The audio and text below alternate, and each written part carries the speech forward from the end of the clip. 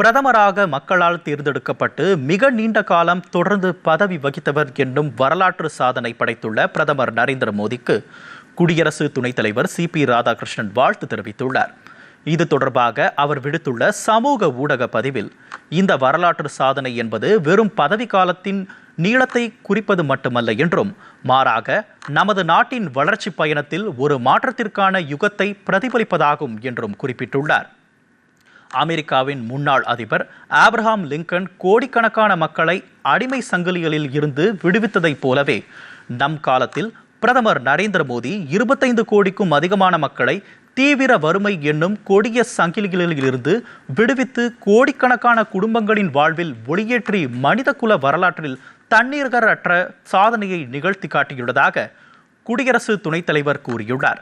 பிரதமரின் தொலைநோக்கு தலைமையின் கீழ் பொருளாதார வளர்ச்சி, உள்கட்டமைப்பு விரிவாக்கம், சமூக முன்னேற்றம், தொழில்நுட்ப வளர்ச்சி, உலக அரங்கில் பாரதத்தின் மிக உயரிய நிலை, பாரதத்தின் பண்பாட்டு மீட்டு உருவாக்கம் என அனைத்து துறைகளிலும் பாரதம் பீடுநடை போட்டு வருகிறது என்றும் குடியரசு துணைத் தலைவர் CP ராதாகிருஷ்ணன் தனது பதிவில் தெரிவித்துள்ளார்.